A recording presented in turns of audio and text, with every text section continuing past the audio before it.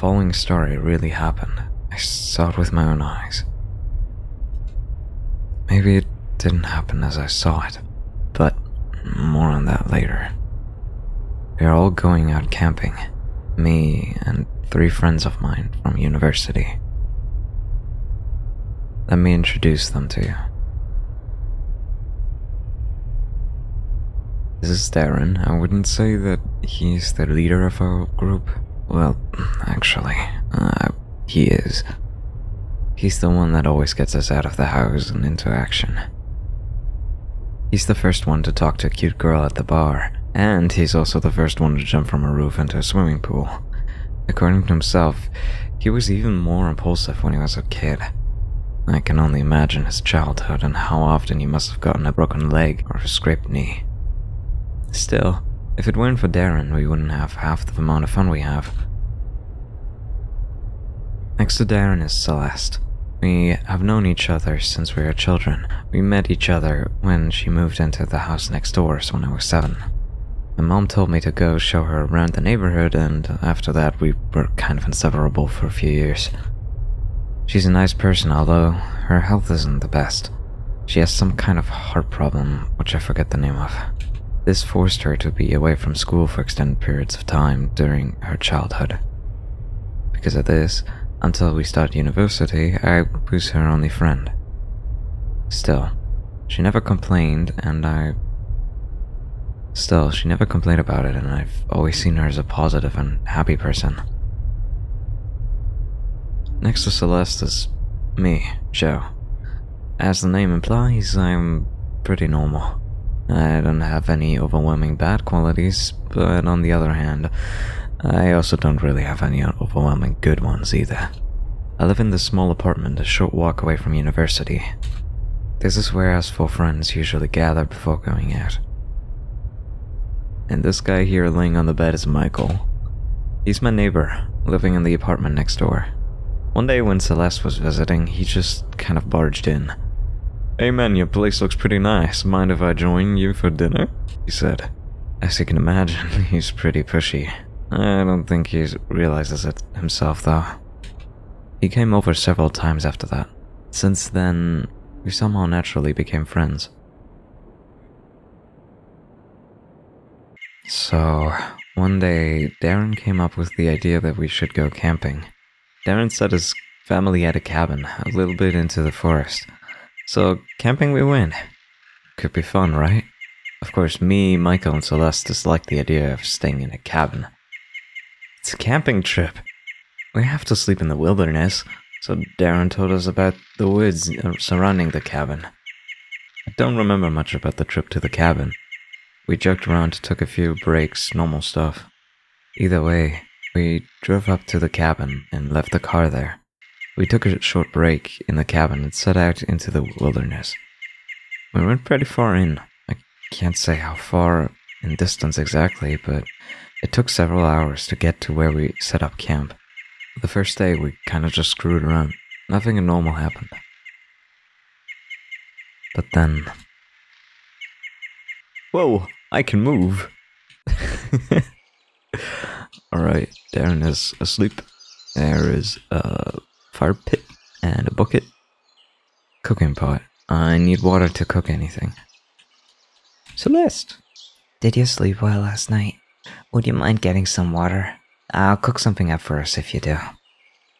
I can do that. Sure can do. Okay, and there's Michael. Morning there. Or should I say good afternoon? Fix us some wood for a fire, will ya? Man, I'm really the... Oh. I set out to gather wood for a new fire and water to cook with. Really doing all the physical labor here.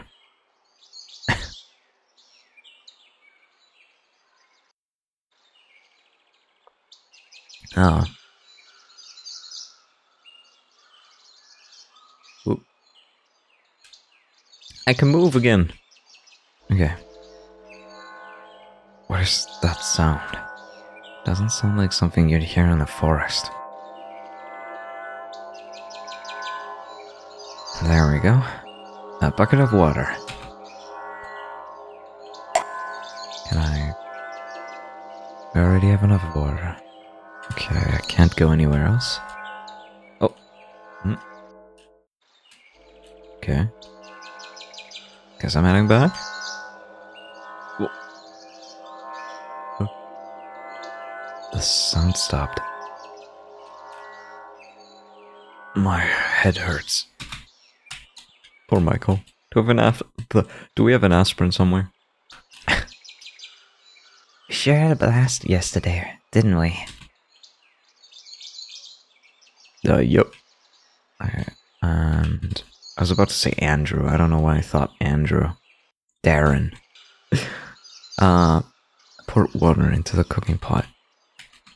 I should have enough wood to make the fire last a while tonight. Nice. Is that everything? Alright. Alright. Let's cook something up, shall we? Yup. Yep. Yippee, food! Later that evening. Wow, Oh, I can move. I was just like, whoa. It's quite foggy. Celeste? It's really chilly outside, but being in the middle of the summer, what the hell is up with this fog? Fucking hell. Every time I've been here before, there's never been this kind of fog around. It's time to go to sleep soon. We're all out of booze. I guess we have to go back to town tomorrow. I'm not looking forward to that 4-hour track. Maybe we shouldn't have gone in so deep. Hey! Anyone else hear that sound? Yeah. Now that you mention it, what is that? Sounds like something metally. Metally? Is that even a word? Are you stupid? Shut up, asshole. It's a word if I say so. Everyone getting a little heated. It stopped. Maybe it was some kind of machine? Who the hell would go out hours from the nearest civilization in the middle of the night and start up some kind of weird machine? Who gives a shit? It's probably someone using a chainsaw or something. Let's go to sleep. I'm tired. Okay, I just noticed something. There's something on the floor here. What's that? Can't pick it up. Oh. It scared me. That was so loud on my ears. Can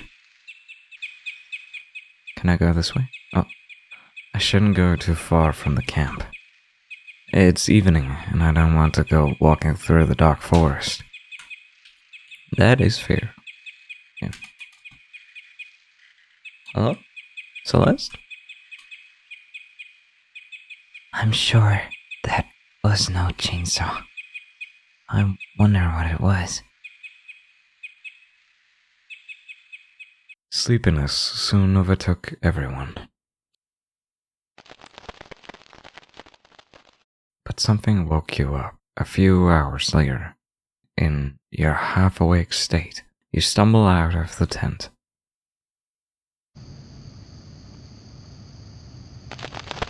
Birds? Darren? Michael? Celeste? Is that you? The mist is even thicker than before. I can't see much. Damn. Fire is at least still on. I should check out that sound. Should you, though? Okay, let me go... Wait. Let me go this way first, because I didn't go that way. Yet. Because here's a path. This way leads to the lake. Sound is coming from somewhere else. Okay.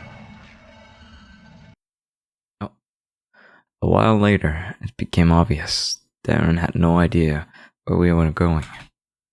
He was swearing and looking around a lot. We have been walking for awfully long now. Are you sure we're on the right path, Darren? I've walked this path hundreds of times. We're on the right path. I don't recognize anything from when we walked to the camp, though. I said we are on the right path. But as time went on, it became obvious that Darren had no idea where we were. Darren couldn't find the path. Maybe it was the fog. Maybe it was the darkness. Or something else. Either way, we were lost. I kept looking behind me. I was having that feeling where you think someone is watching you, following you. I nearly tripped over Celeste when she fell. Help Celeste up? Yeah. I took Celeste's hand and dragged her to her feet. It was getting even mistier. If not for the flashlight, I wouldn't have had any idea who she was. I recognize that tree. We're getting to the cabin. Again, I had the feeling that something was watching me. My gut was screaming at me that something was wrong. I realized the sound from earlier was back, softer, but it was still there. I started looking around, panicking. I did a head count, or more accurately, a silhouette count. Me, Celeste still holding my hand, Darren the leader, Michael to the left. Who the heck was the guy besides Michael? My grip on Celeste's hand tightened and I quickened my pace. I thought about shouting out, but I was worried. If I did, maybe the thing would turn around and jump Michael or something. I didn't know what to do. I grabbed the handle of the knife I brought to camp with me. Then the cabin appeared out of nowhere. The mist was starting to disintegrate around us. It was getting easier to make out who everyone was now. I looked at the thing next to Michael. She looked just like Celeste. The thing whose hand I was holding leaned in front of me. It wasn't Celeste. I should have ran or screamed, but my body was frozen in place. The thing turned and walked into the mist. I caught up with the others as they entered the cabin, practically in tears. They couldn't find the car and were arguing about where we put it. I told them what I saw. Obviously, they didn't believe me. Still, everyone hurried inside and locked the door.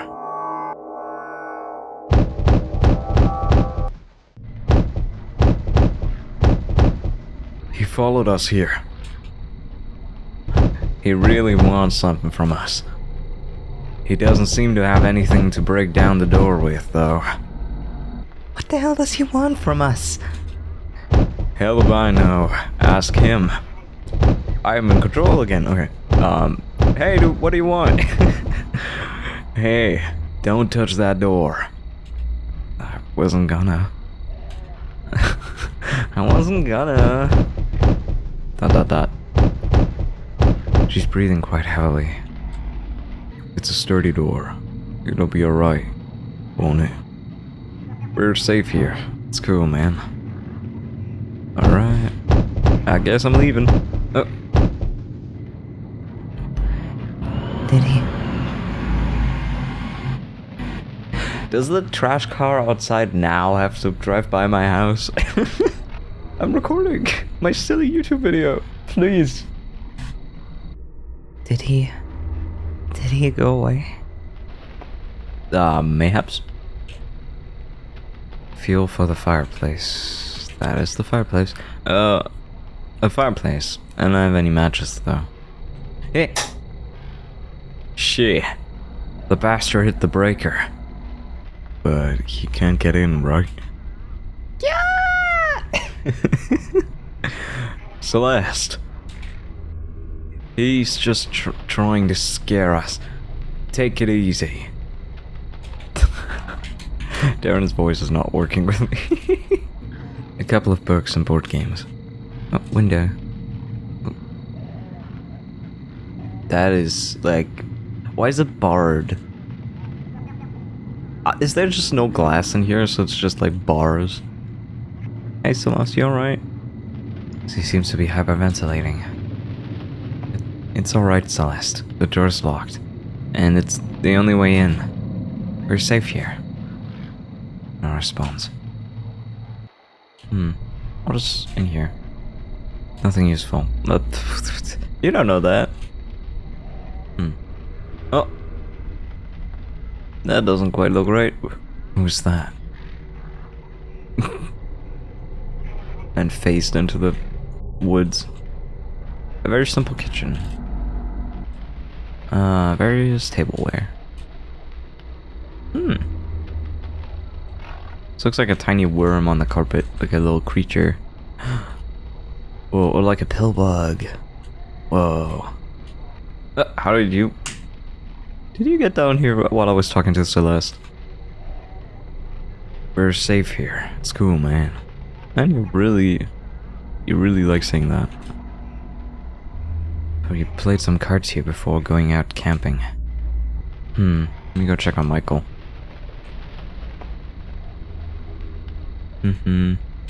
Michael, you good? You saw something looking like me? Yep.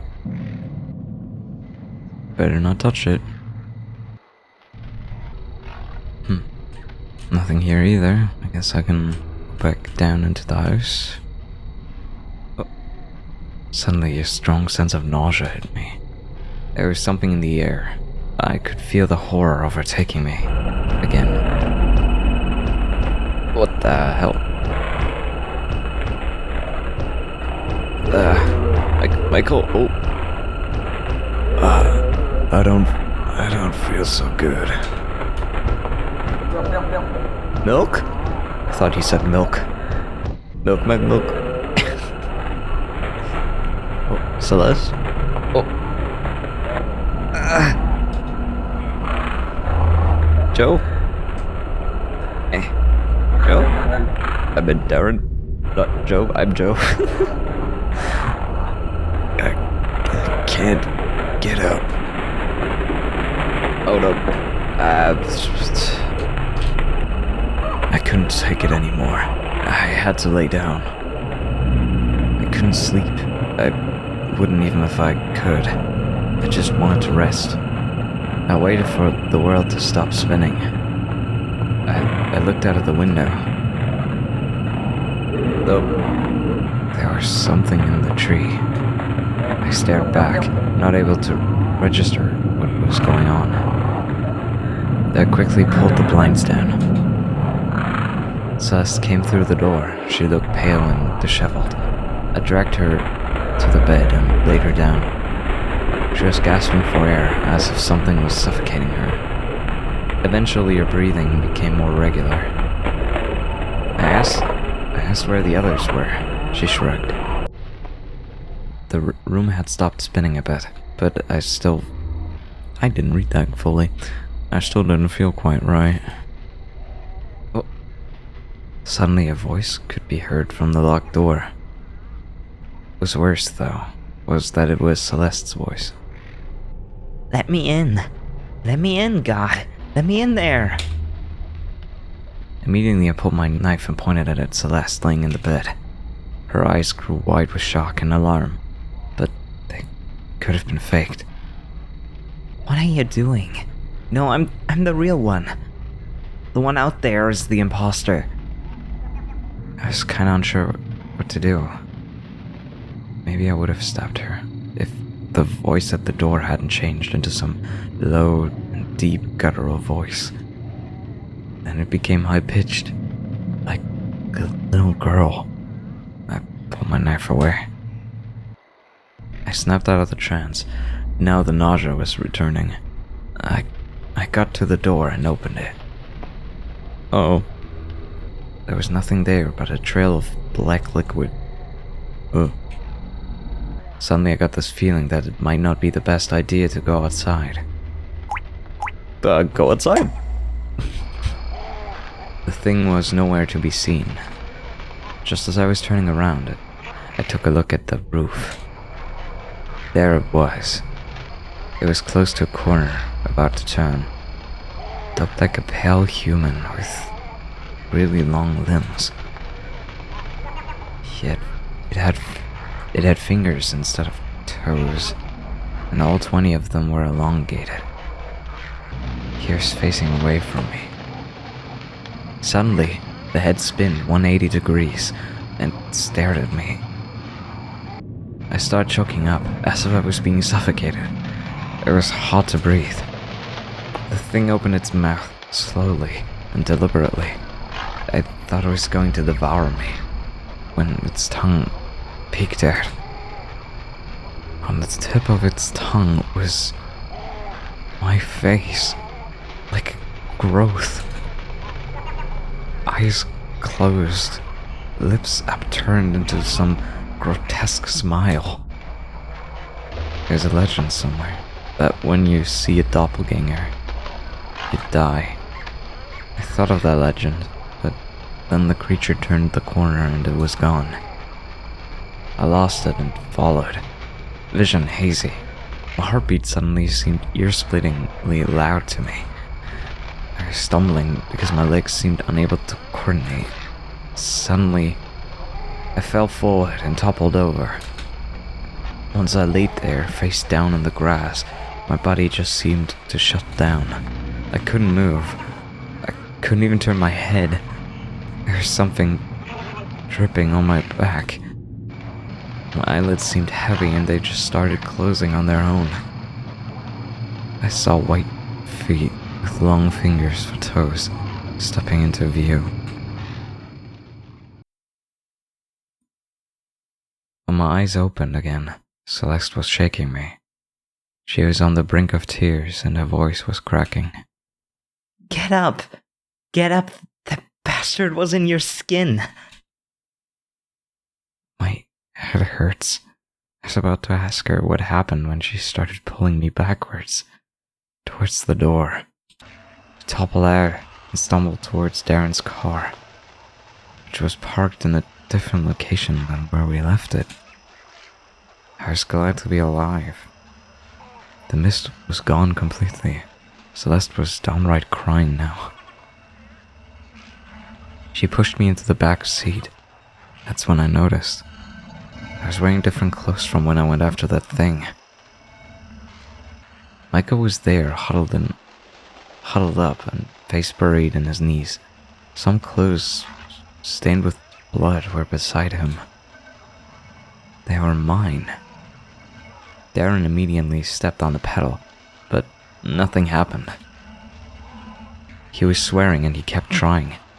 I noticed that Celeste was armed with a shotgun from the cabin.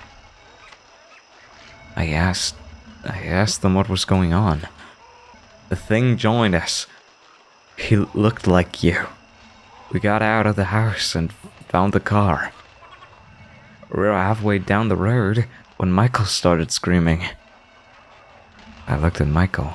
He had a glazed over look on his eyes. The thing burst out of your clothes and jumped out of the car. Michael had the shotgun.